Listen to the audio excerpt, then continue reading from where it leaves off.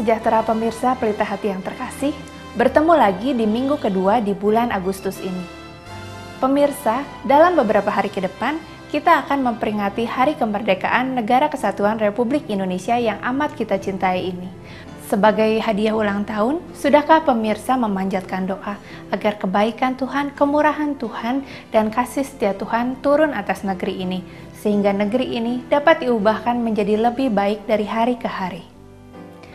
Pemirsa, jika saya berpikir tentang Tuhan Yesus yang datang ke dunia, saya menyadari bahwa Tuhan Yesus harus meninggalkan surga, tempat yang lebih baik, tempat yang lebih indah untuk datang ke dunia, ke tempat yang tidak menyenangkan dan berbahaya penuh resiko ini.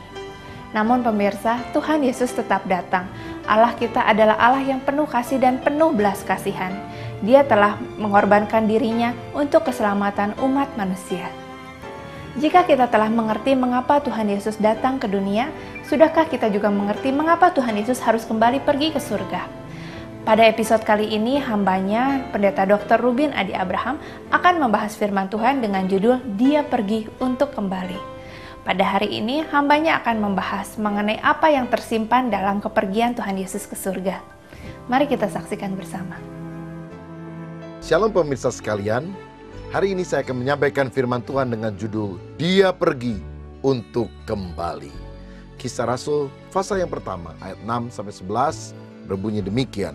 Yesus terangkat ke sorga. Maka bertanyalah mereka yang berkumpul di situ, Tuhan, maukah engkau pada masa ini memulihkan kerajaan bagi Israel? Jawabnya, engkau tidak perlu mengetahui masa dan waktu yang ditetapkan Bapa sendiri menurut kuasanya. Tetapi kamu akan menerima kuasa kalau Roh Kudus turun ke atas kamu, dan kamu akan menjadi saksiku di Yerusalem, dan di seluruh Yudea, dan Samaria, dan sampai ke ujung bumi.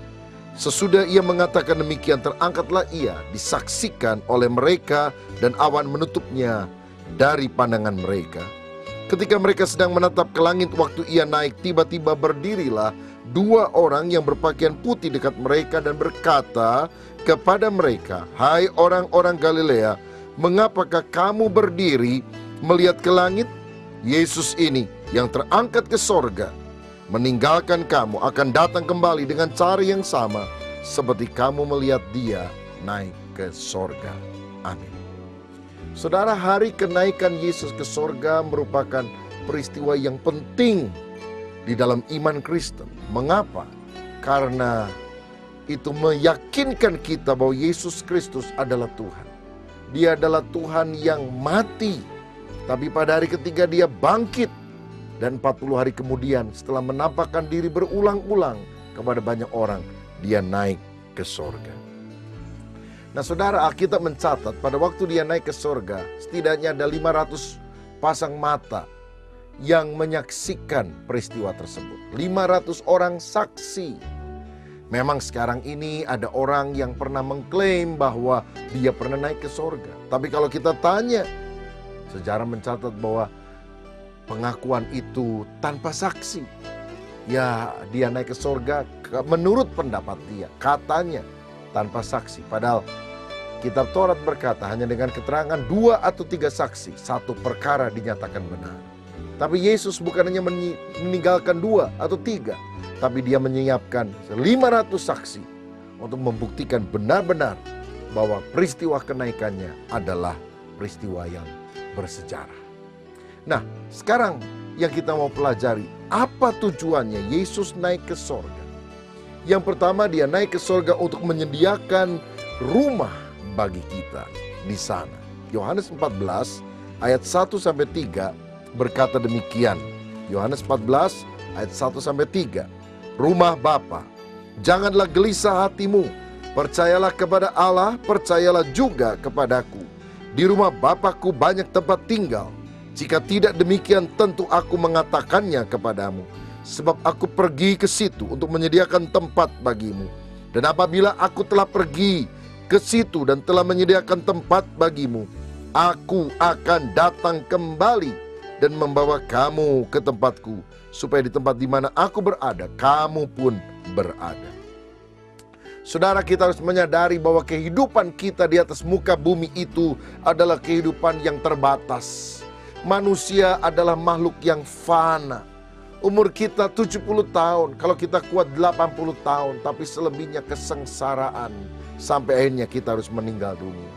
Tetapi Tuhan telah menyediakan rumah dan kehidupan kekal di dalam sorga. Sehingga kalau kita memahami hal ini, maka kita akan sungguh-sungguh mengejar perkara rohaniah tersebut. Masa kini ada banyak orang berlomba-lomba mengejar materi. Padahal itu semuanya sementara dan akan ditinggalkan. Pada abad yang ke-8 ada seorang raja Perancis yang bernama Charles Agung. Pada waktu dia mati, maka dia dikuburkan di satu tempat lengkap dengan singgasana di bawah tanah. Dilengkapi dengan jubah, mahkota, dan tahta pualam. Tapi 3 abad kemudian, Raja Frederick yang pertama menyuruh orang membongkar singgasana di bawah tanah itu.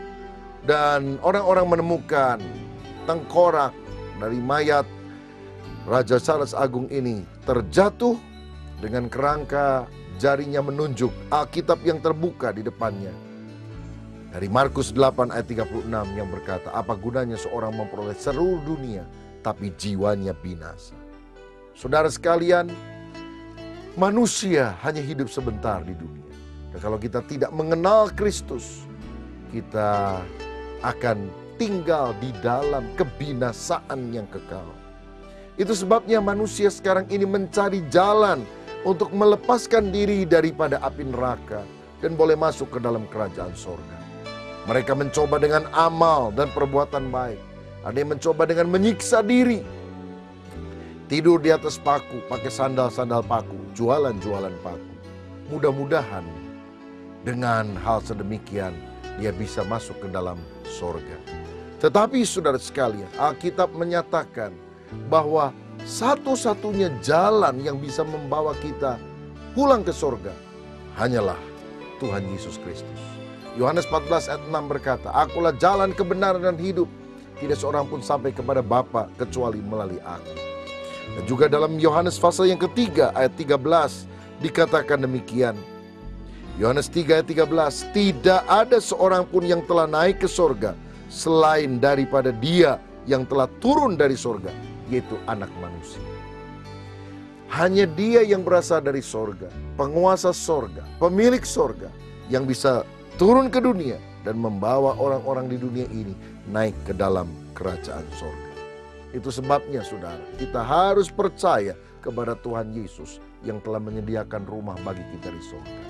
Alkitab berkata, di sorga lantainya terbuat dari emas, pintu gerbangnya terbuat dari mutiara, tembok-temboknya terbuat dari bermacam-macam batu-batuan yang sangat mahal dan sangat berharga.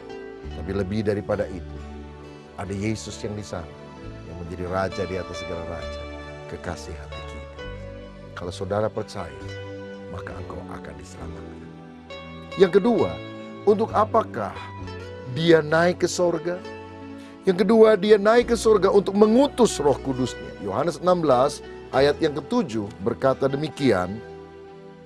Yohanes 16 ayat 7, namun benar yang kukatakan ini kepadamu adalah lebih berguna bagi kamu jikalau aku pergi, sebab jikalau aku tidak pergi, penghibur itu tidak akan datang kepadamu. Tetapi jikalau aku pergi, aku akan mengutus dia kepadamu. Tuhan menjanjikan kalau dia naik ke sorga, ada seorang penghibur yang lain, yaitu Roh Kudus, Roh Allah sendiri yang hadir, bahkan tinggal atau diam di dalam hati orang yang percaya kepada. Dan kalau Roh Kudus tinggal di dalam hidup kita, kita akan mendapatkan kekuatan dari Tuhan. Karena Kisah Rasul 1 ayat 8 berkata, tetapi kamu akan menerima kuasa kalau Roh Kudus turun ke atas kamu. Tanpa Roh Kudus, kita ini adalah orang Kristen yang lemah. Saudara, bagaikan mobil yang aksesoris semuanya bagus, tapi tanpa mesin tidak akan ada kehidupan. Dr. Billy Graham pernah berkata, orang Kristen yang tidak dipenuhi Roh Kudus adalah orang Kristen yang cacat. Karena dia mencoba mengatasi pergumulan hidupnya, mencoba berkenan kepada Allah dengan kekuatan manusia, dan tentu itu tidak mungkin. Tapi kalau Roh Kudus tinggal dalam hati kita, maka dia memberikan kuasa bagi kita. Kuasa apa, saudara? Yang pertama, kuasa untuk mengatasi pergumulan hidup. Hari-hari ini kita sedang hidup pada satu masa yang sukar. Tantangan demi tantangan menjadikan banyak orang menjadi tertekan, menjadi stres. Tapi kalau Roh Kudus turun ke atasmu, engkau akan menjadi orang yang ulet, gigih, dan punya keyakinan iman bahwa engkau pasti muncul sebagai pemenang. Lihatlah Rasul Paulus yang diurapi oleh Roh Kudus dalam pelayanan perjalanan penginjilan yang begitu jauh, mengalami banyak siksaan, aniaya, penolakan. Tapi terus dia menanam jemaat-jemaat sampai akhirnya Injil tersebar ke berbagai tempat. Karena apa? Bukan kuat dan gagah manusia, tapi karena pekerjaan Roh Kudus. Saya yakin kalau Roh Kudus turun ke atas saudara, engkau mampu mengatasi situasi tersulit dalam kehidupanmu. Dan kau bahkan bisa menjadikan batu-batu yang dilemparkan orang kepadamu menjadi batu lompatan untuk engkau keluar dari masalah. Saya teringat satu kali ada seekor keledai yang terperosok ke dalam sebuah lubang yang dalam. Petani yang memilikinya kemudian berusaha melemparkan tali dan mengangkat keledai tersebut. Tapi setelah dicoba berkali-kali dengan bantuan beberapa orang, tetap tidak bisa. Akhirnya si petani pikir, udahlah, keledai ini kan sudah tua, sebentar lagi juga mati. Ya, daripada nanti ada korban lain yang jatuh ke dalam lubang ini, lebih baik kukubur saja. Kemudian dia ambil sekop, dia mulai menimbun tempat itu dengan tanah. Si keledai melihat hal itu menjadi ketakutan, saudara. Karena rupanya dia tahu dia mau dikubur hidup-hidup. Saudara, tapi apa yang terjadi? Rupanya dia dapat ide. Setiap kali tanah itu kena kepada punggungnya, dia kibaskan punggungnya itu. Dan dia lakukan itu berpuluh-puluh kali, beratus-ratus kali. Akibatnya apa, saudara? Tanah itu tidak mengenai dirinya, tapi jatuh ke kiri dan ke kanan. Dia injak-injak lebih keras, dan akhirnya setapak demi setapak, sedikit demi sedikit, dia lebih tinggi naik di atas lubang itu. Dan dia lompat keluar dari tempat tersebut. Sampai akhirnya semua orang heran karena dia bisa lolos dari lubang yang dalam. Mungkin ada orang-orang yang sedang melemparkan batu persoalan, tanah masalah, kesulitan demi kesulitan. Dan mereka ingin mengubur saudara hidup-hidup di sana. Tapi kalau engkau penuh dengan Roh Kudus, engkau akan optimis. Justru melalui tanah yang dilemparkan, engkau punya kekuatan untuk berpijak dan naik mengatasi semua pergumulan. Roh Kudus memberikan kuasa untuk kita berkemenangan di tengah segala kesulitan yang ada. Tapi yang kedua, Roh Kudus juga memberikan kuasa dalam pelayanan kita. Dalam Markus pasal yang ke-16 ayat 17 dan 18, firman Tuhan berkata demikian, tanda-tanda ini akan menyertai orang-orang yang percaya.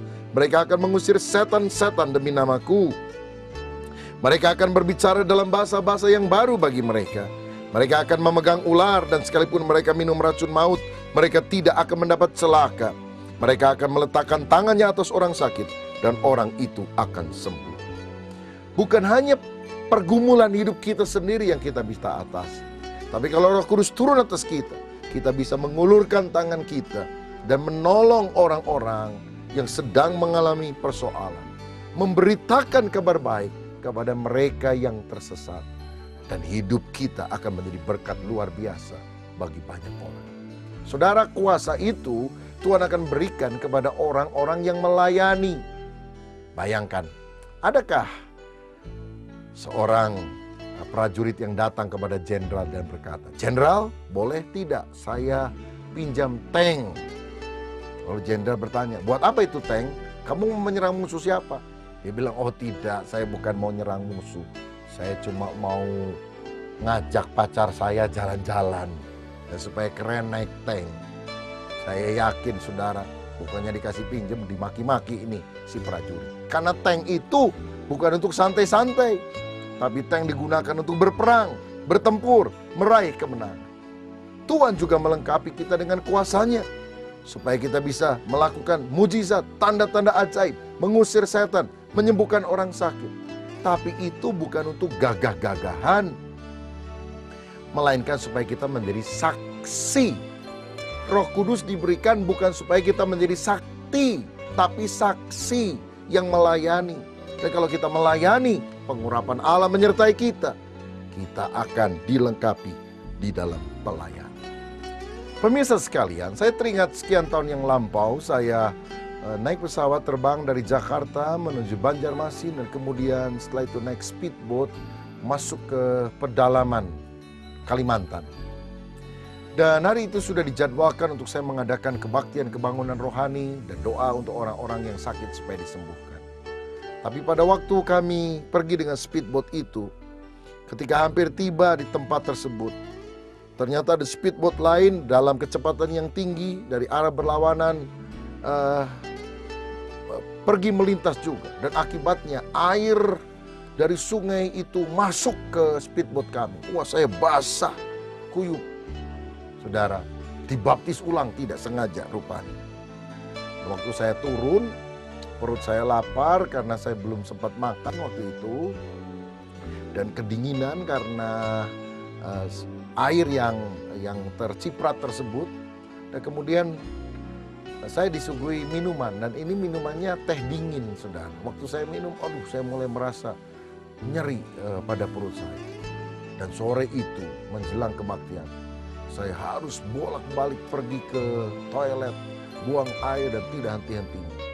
Saya akhirnya coba hubungi pendeta setempat dan berkata, "Pak, apa bisa ada orang yang mengganti karena saya rupanya diare?" Tapi dia bilang, "Aduh, semuanya sudah diumumkan, tidak bisa, Pak. Jadi tolong Bapak layan." Akhirnya saudara, saya minta ibadah berlangsung terlebih dahulu. Pas waktu mau penyampaian firman, saya masuk ke gereja tersebut, saya mulai khotbah dengan cepat. Dan saya berdoa supaya Tuhan memberikan kekuatan agar saya bisa konsentrasi dan penyakit ini bisa disembuhkan. Setelah khotbah selesai, amin, mulai bergolak lagi nih saudara. Tapi saya undang orang-orang yang sakit untuk maju ke depan. Dan saya mulai doakan. Doanya juga cepat-cepat saudara. Karena setelah selesai doa, saya langsung ke toilet. Dan setelah itu saya langsung pulang ke penginapan. Dan sepanjang malam itu saya merasa badan sangat lemah. Untunglah keesokan harinya saya bisa lebih fit lagi. Dan pengalaman itu adalah pengalaman yang kurang terlalu menyenangkan untuk saya. Peristiwanya terjadi di Kuala Kapuas, di Kalimantan. Beberapa bulan kemudian, waktu saya melayani di sebuah tempat di Surabaya, ada seorang ibu setelah kebaktian menyalami saya dan berkata, "Pak, masih ingat saya?" Saya bilang, "Siapa, Bu?" "Ya, kita pernah ketemu di Kuala Kapuas." Aduh, pengalaman buruk nih, kena diare, pelayanan gak bisa konsentrasi, mendoakan orang cepat-cepat. Lalu saya bilang, "Oh iya, saya ingat, Bu." "Kenapa?" "Wah, puji Tuhan, Pak, terima kasih. Waktu itu saya dengar Bapak menyampaikan firman Tuhan. Dan kemudian waktu tantangan untuk doa, saya maju ke depan. Saya ada benjolan besar, Pak, harus dioperasi. Tapi Bapak berdoa dan menumpangkan tangan dalam nama Yesus. Waktu pulang mulai mengecil. Dan kemudian saya pergi ke Surabaya untuk memeriksakan kembali benjolan yang sudah cukup besar dan lama ini. Ternyata dokter menunjukkan bahwa semuanya sudah tuntas sembuh oleh kuasa Tuhan. Saya waktu mendengar itu kaget. Dan saya berpikir, haleluya, Tuhan itu luar biasa. Bahkan ketika saya mengalami kelemahan secara fisik, Tuhan bisa memakai saya yang terbatas ini untuk mendoakan orang dan mujizat bisa terjadi. Saya tahu bukan karena saya, tetapi karena kuasa Roh Kudus. Karena pendetanya aja sakit tapi jemaatnya sembuh, bukan karena hebatnya manusia, tapi karena kehebatan kuasa Allah. Inilah karya Roh Kudus di dalam kehidupan kita. Saudara, kalau engkau belum mengalami kepenuhan Roh Kudus, mintalah hari ini kepada Tuhan. Supaya kau sungguh-sungguh dikuasai oleh Roh Kudus. Bisa punya kekuatan mengatasi persoalan hidupmu. Dan kau juga dipakai Tuhan di dalam pelayanan secara luar biasa. Yesus pergi ke surga untuk pertama menyediakan rumah bagi kita. Yang kedua, mencurahkan Roh Kudus bagi kita. Sebelum kita masuk pada kebenaran yang ketiga, saya ingin mengajak saudara untuk mendengarkan sebuah nyanyian pujian berikut ini. Selamat menikmati.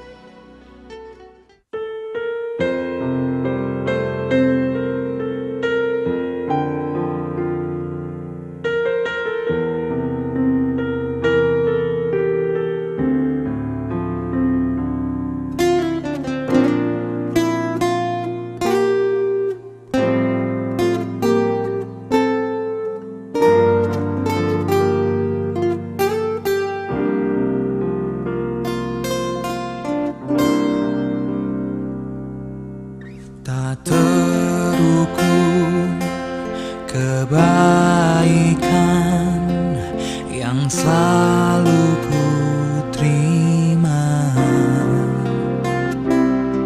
yang terbaik, yang terindah Kau berikan bagiku.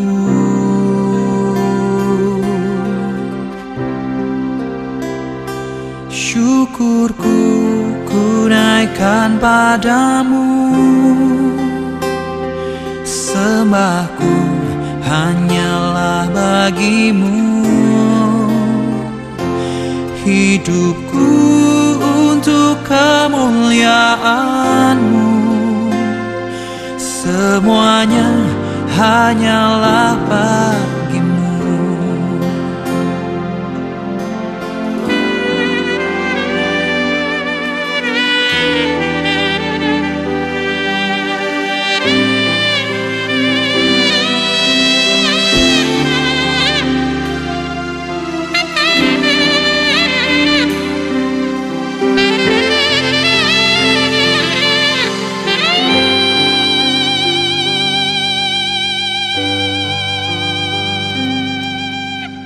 Terukur kebaikan yang selalu ku terima, yang terbaik, yang terindah Kau berikan bagiku.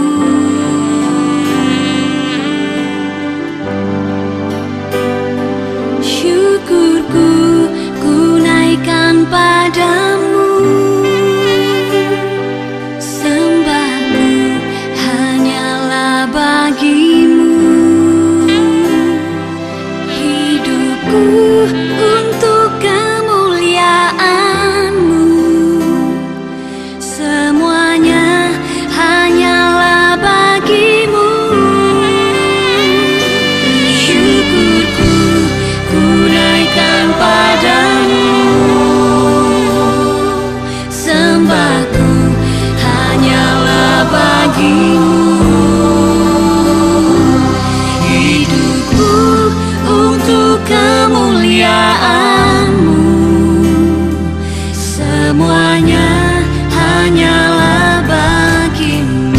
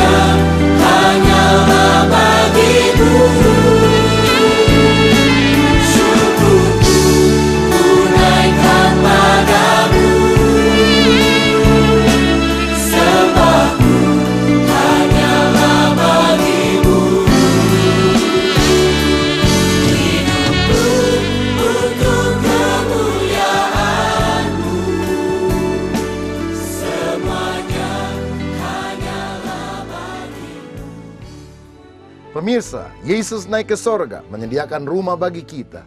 Yesus naik ke sorga untuk mencurahkan Roh Kudus. Dan yang ketiga, Yesus naik ke sorga untuk menjemput kita pada akhirnya. Saudara, ayat 11 dikatakan, "Hai orang-orang Galilea, mengapa kamu berdiri melihat ke langit? Yesus ini yang terangkat ke sorga meninggalkan kamu akan datang kembali dengan cara yang sama seperti kamu melihat dia naik ke sorga." Dia pergi untuk kembali. Dia pergi ke sorga menyediakan tempat. Setelah selesai, dia akan datang menjemput semua orang yang percaya. Saya yakin tidak lama lagi Tuhan Yesus akan segera datang untuk kali yang kedua. Tanda-tanda zaman sudah begitu nyata di depan kita, bahwa kedatangannya sudah sangat singkat, sudah di ambang pintu. Dan apa yang terjadi kalau Yesus datang kembali? 1 Tesalonika 4 ayat 16 dan 17 berkata demikian. Sebab pada waktu tanda diberi, yaitu pada waktu penghulu malaikat berseru dan sangkakala Allah berbunyi, maka Tuhan sendiri akan turun dari sorga Dan mereka yang mati dalam Kristus akan lebih dahulu bangkit. Sesudah itu kita yang hidup, yang masih tinggal, akan diangkat bersama-sama dengan mereka dalam awan menyongsong Tuhan di angkasa. Demikianlah kita akan selama-lamanya bersama-sama dengan Tuhan. Haleluya. Pada waktu itu penghulu malaikat akan berseru. Mungkin lihat teriak, Yesus datang. Yang kedua, sangkakala Allah berbunyi. Tetetetet, tererereret. Yang ketiga, Yesus turun dari sorga. Yang keempat, orang yang mati di dalam Kristus akan bangkit kembali. Jadi orang-orang yang walaupun sudah mati 100 tahun yang lalu, 1000 tahun yang lampau, tetapi kalau dia percaya kepada Yesus, kuburan akan terbelah. Dan orang-orang mati akan bangkit, mengenakan tubuh kemuliaan. Lalu berikutnya, orang yang percaya, yang masih hidup di dunia pada saat Yesus datang kembali, tidak akan pernah mengalami kematian. Oh, saya berdoa, Tuhan, kalau Engkau berkemurahan, biar saya masih tetap hidup ketika Engkau datang untuk kali yang kedua. Sebab aku tidak akan pernah mengalami kematian kalau aku masih hidup pada waktu itu. Dan kita akan berkata, hai maut, di mana semangatmu? Hai maut, di mana kemenangan? Nah, orang-orang yang masih hidup ini, yang percaya kepada Yesus, akan diubah dalam sekejap mata, mengenakan tubuh kemuliaan, lalu kemudian bersama dengan orang mati yang sudah dibangkitkan, diangkat hidup-hidup naik ke sorga. Nah, di sanalah saudara sekalian, kita akan berjumpa dengan Tuhan Yesus sampai selamanya. Dan kemudian kita akan turun kembali pada satu waktu kelak untuk memerintah dalam kerajaan 1000 tahun di atas muka bumi. Kan itu berjaga-jagalah, karena kita tidak tahu kapan Tuhan Yesus itu datang. Mari kita hidup di dalam kesucian. Saudara, seperti mempelai wanita yang sudah berdandan dengan pakaian pengantin berwarna putih. Kita menunggu-nunggu mempelai pria belum datang. Tiba-tiba ada suara tit, wah mempelai datang. Begitu kita lihat, ternyata mobil tetangga sebelah. Saudara, kita tunggu lagi, mempelai belum datang. Apa yang kita harus lakukan? Bukankah kita tetap harus bersiaga? Dan tidak boleh mengotori jubah pengantin yang ada. Apa ada mempelai yang kemudian bilang sama teman yang jaga, kok lama ya? Ini calon suami gak datang-datang. Ayo kita ke lapangan main sepak bola dulu deh. Atau main voli dulu. Kan tidak ada, saudara. Kan itu akan mengotori seluruh pakaian. Begitu juga Yesus sebentar lagi akan datang. Mari kita menjaga supaya hidup kita berkenan kepada Dia. Karena Dia akan datang kembali. Dan Dia akan membawa kita bersama dengan Dia. Tuhan Yesus memberkati saudara. Amin. Pemirsa, jika di antara pemirsa saat ini ada yang sedang merasakan resah, gelisah, atau kegambangan di dalam hidup pemirsa, ingatlah pemirsa bahwa Tuhan Yesus tidak pergi begitu saja. Yang pertama, tujuan Tuhan Yesus pergi ke surga adalah untuk menyiapkan tempat bagi kita.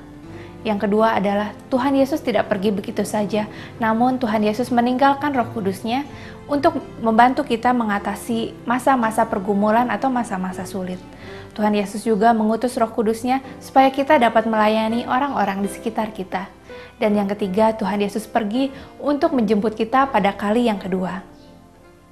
Di layar kaca pemirsa saat ini ada nomor-nomor telepon yang dapat pemirsa hubungi. Mari hubungi kami sekarang. Ada hamba-hamba Tuhan yang siap berdoa untuk damai sejahtera yang ingin pemirsa rasakan. Pemirsa, mengetahui tentang Tuhan itu menakjubkan. Namun, mengerti tentang Tuhan dan mengalami Tuhan itulah yang mengubahkan hidup. Selamat mengalami Tuhan dan mensyukuri hari yang penuh berkat ini. Terima kasih, Tuhan Yesus memberkati.